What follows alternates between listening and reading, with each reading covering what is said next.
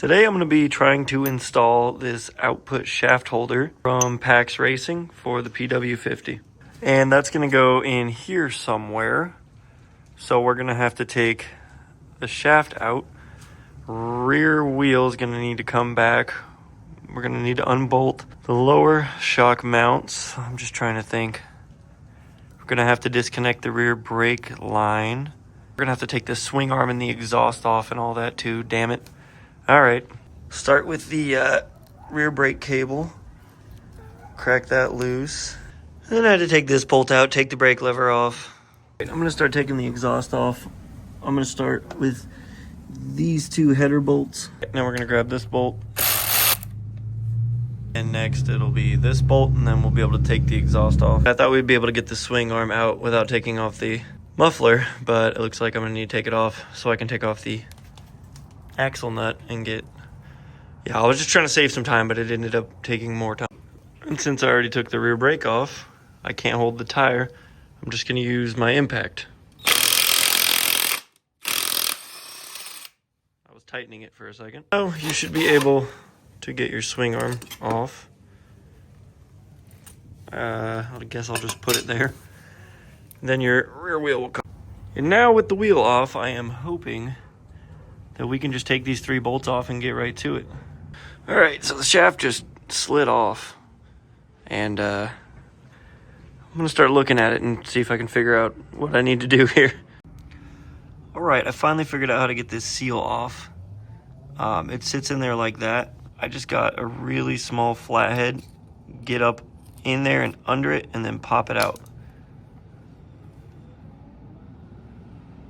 A few new developments here. You may notice that it is nighttime now, and it's also a different day. That is because this is a pain in the ass to get out. Now, if you're gonna do this job, a must-have is the drive shaft tool from PAX Racing. I've been going back and forth to the hardware store. I finally found this. It is a coupler. I think it's, oh God, I forget the size. 3/4 of an inch maybe. But it was just a millimeter or so too big to fit in there. And so I got a Dremel and I ground down just a little bit off of each one of those sides, which brought it down just enough to fit in there. And I was able to crack it loose. So I'm gonna take that out and figure out what's going on behind there. Another thing to note is that this is left-hand threaded.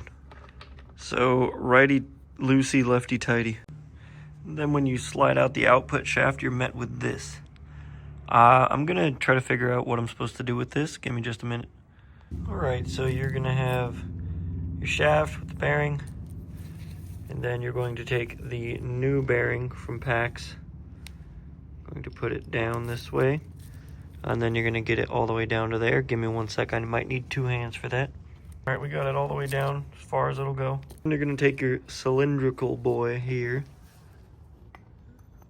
Slide her on there, all the way down, and there you go.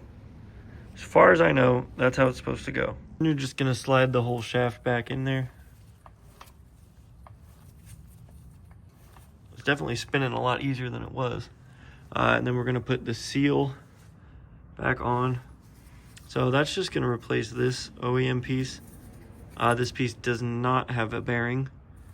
And then the new piece has a bearing in here. So yeah, it's spinning a lot easier. I'm gonna put the seal back on, and then we're just gonna reverse the order of everything, and then we'll see how the rear wheel spins. All right, I got it all back. I got it all back together enough to test the wheel.